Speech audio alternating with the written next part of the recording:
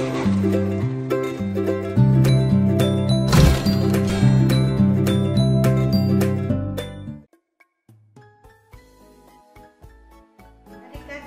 selamat pagi.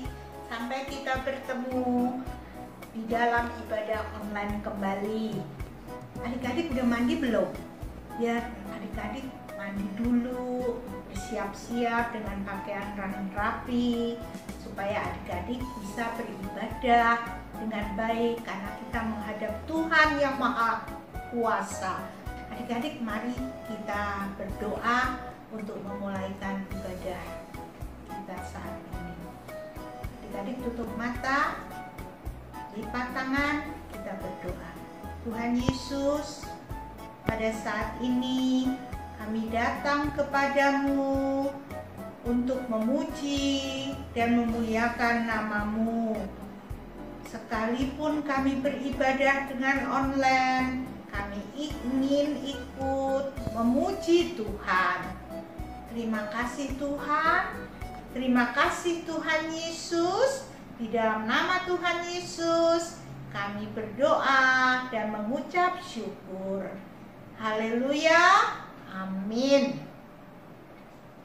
Hai guys, Chloe lagi mau singing.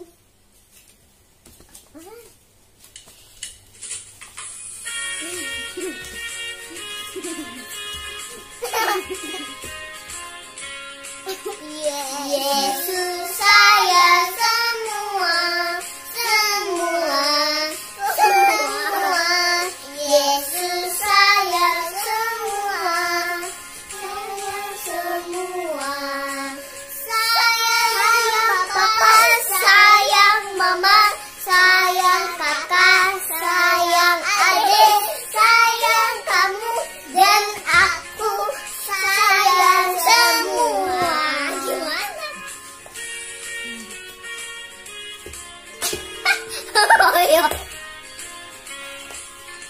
Yesus sayang semua, semua, semua. Yesus sayang semua, sayang semua. Sayang papa, sayang mama, sayang kakak, sayang adik, sayang kamu dan aku, sayang semua.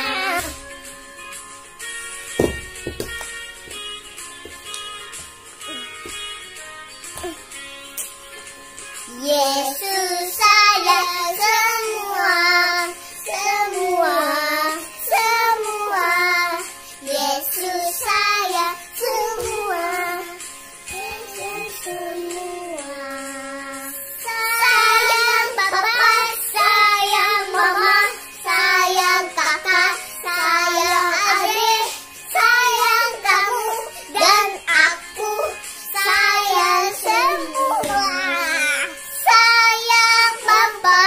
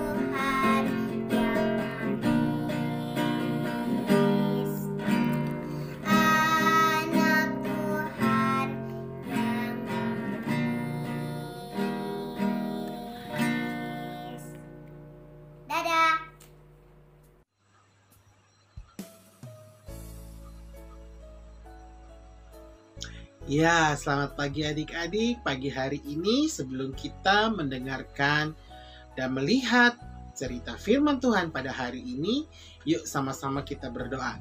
Ibu jari dan telunjuk, jari tengah yang panjang, jari manis pakai cincin, jari kelingking yang kecil. Ku berhitung 1, 2, 3, 4, dan 5. Lipat tangan, tutup mata, mari kita berdoa. Kita berdoa. Tuhan, kami siap mendengar cerita firman-Mu pada pagi hari ini. Ajar kami untuk kami duduk diam, mendengar dengan baik, sehingga segala sesuatu yang kami kerjakan, yang kami lakukan, ketika kami mendengar firman-Mu itu tertanam dalam hati, bahkan juga dalam pikiran kami. Terima kasih Tuhan Yesus, berkati semuanya sehingga kami boleh mendengar dengan baik dan melakukan firman Tuhan. Haleluya. Amin. Tuhan Yesus memberkati.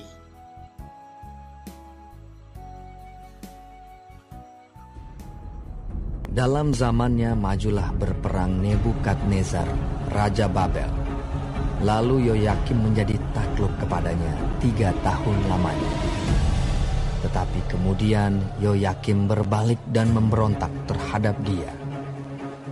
Tuhan menyuruh gerombolan-gerombolan Kasdim, gerombolan-gerombolan Aram, gerombolan-gerombolan Moab, dan gerombolan-gerombolan Bani Amon melawan Yoyakim. Ia menyuruh mereka melawan Yehuda untuk membinasakannya sesuai dengan firman Tuhan yang diucapkannya dengan perantaraan para hambanya, yaitu para nabi. Sungguh, hal itu terjadi kepada Yehuda sesuai dengan titah Tuhan untuk menjauhkan mereka dari hadapannya, oleh karena dosa-dosa Manasye setimpal dengan segala yang dilakukannya. Dan juga oleh karena darah orang yang tidak bersalah yang telah ditumpahkannya, sebab ia telah membuat Yerusalem penuh dengan darah orang yang tidak bersalah, dan Tuhan tidak mau mengampuninya.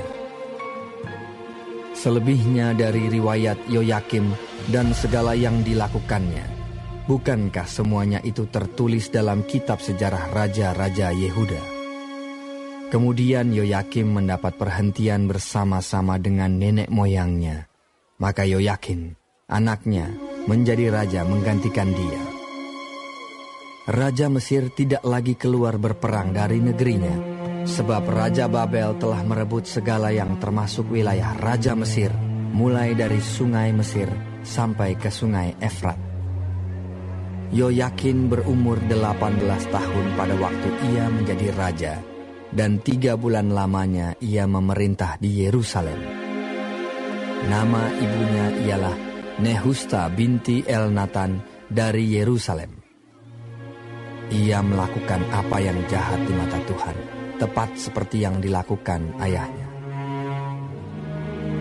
Pada waktu itu, majulah orang-orang Nebukadnezar, Raja Babel, menyerang Yerusalem dan kota itu dikepung. Juga Nebukadnezar, Raja Babel, datang menyerang kota itu, sedang orang-orangnya mengepungnya. Lalu keluarlah Yoyakim, Raja Yehuda, mendapatkan Raja Babel. Ia sendiri, ibunya, pegawai-pegawainya, para pembesarnya, dan pegawai-pegawai istananya. Raja Babel menangkap dia pada tahun yang ke-8 dari pemerintahannya.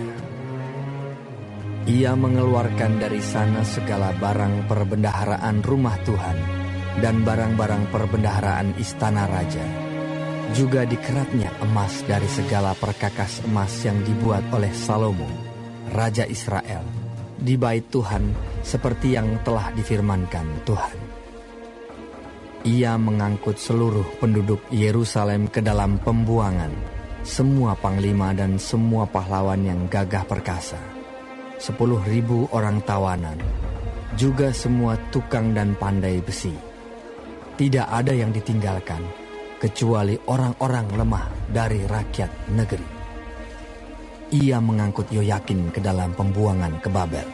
Juga ibunda raja, istri-istri raja, pegawai-pegawai istananya dan orang-orang berkuasa di negeri itu dibawanya sebagai orang buangan dari Yerusalem ke Babel.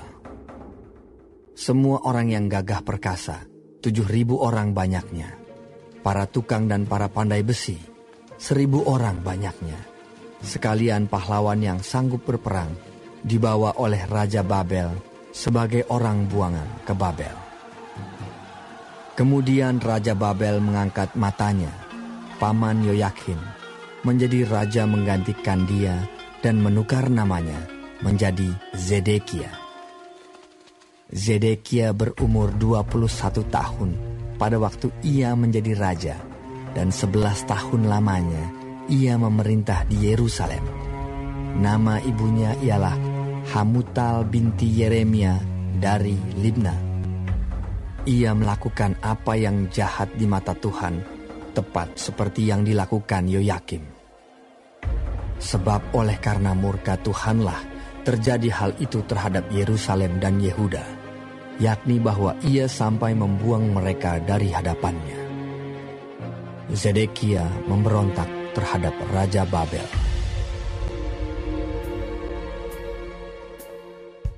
Ya, adik-adik, pagi hari ini temanya bercerita tentang berharap pada Allah bila saya sedih.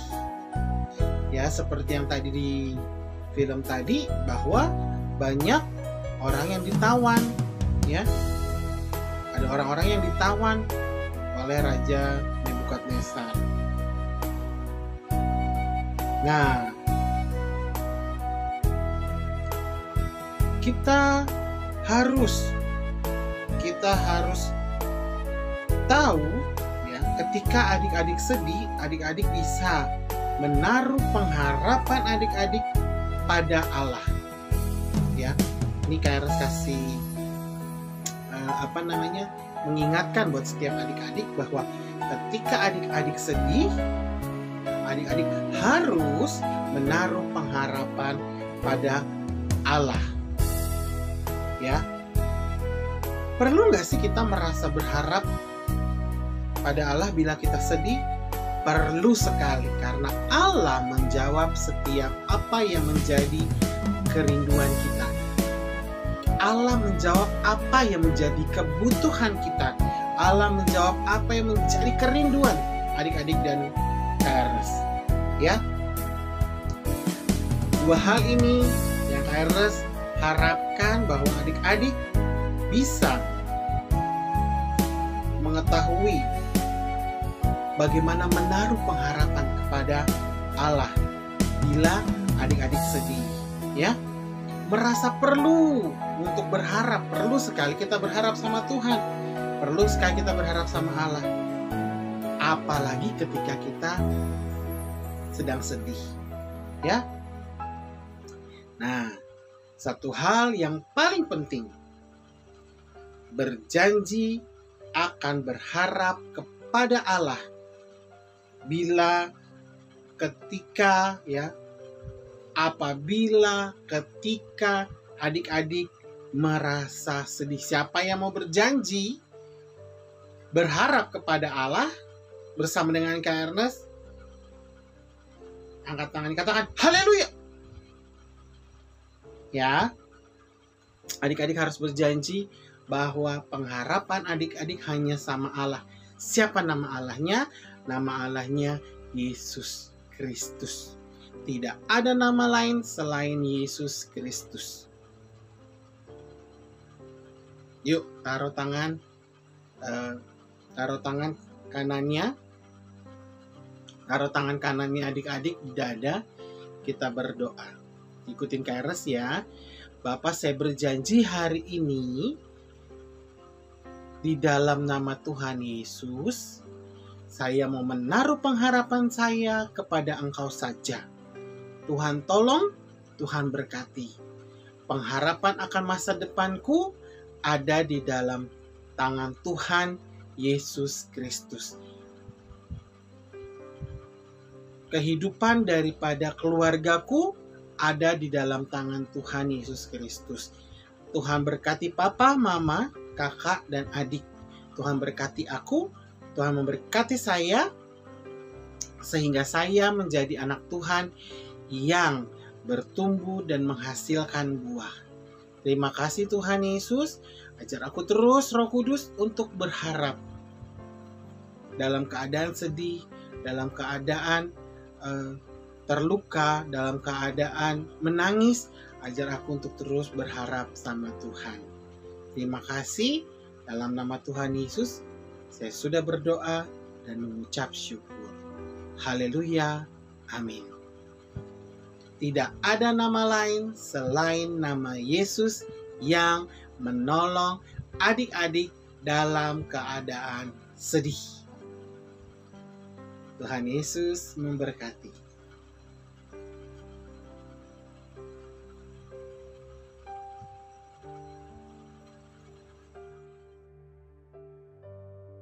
Yohanes 16 ayat 20. Kita akan berubah menjadi sukacita. Adik-adik, tadi kita sudah mendengarkan firman Tuhan. Adik-adik sudah memuji-muji Tuhan. Apabila adik-adik mau memberi persembahan pun, adik-adik bisa mengumpulkan, mengirimnya ke gereja atau mentransfer uang sesuai dengan nomor rekening yang mama, papa, adik-adik ada. Saat ini kita akan mengakhiri ibadah kita. Mari kita berdoa kembali. Yuk, kita berdoa ya. Lipat tangan, tutup mata. Kita mulai berdoa. Tuhan Yesus, terima kasih kalau Tuhan sudah memimpin ibadah kami dari awal hingga akhirnya. Tuhan Yesus, tolong orang tua kami, beri orang tua kami kesehatan, dan juga kami sekeluarga. Tutup bungkus kami dengan kuasa darah-Mu. Tutup bungkus Tuhan Yesus, supaya tidak ada penyakit yang akan menulari kami sekeluarga. Tuhan Yesus, terima kasih kalau Tuhan sudah begitu baik bagi kami. Saat ini kami sudah beribadah kepadamu Tuhan. Kami bersyukur Engkau telah menolong kami di dalam ibadah tadi. Dan juga Tuhan, biarlah Tuhan kami boleh menjadi anak yang baik, anak yang teladan, taat kepada orang tua. Terima kasih Tuhan Yesus. Di dalam nama Tuhan Yesus kami berdoa mengucap syukur. Haleluya. Amin. Oke adik-adik, sampai sini ya. Minggu depan kita ketemu lagi. Tadi adik-adik mendapat ayat hafalan, tolong dihafalkan. Atau kalau ada yang mau direkam, dikirim ke kakak-kakak guru adik-adik. Itu jauh lebih baik, karena kita tahu adik-adik melakukan apa yang ditugaskan. Dadah adik-adik, Tuhan memberkati.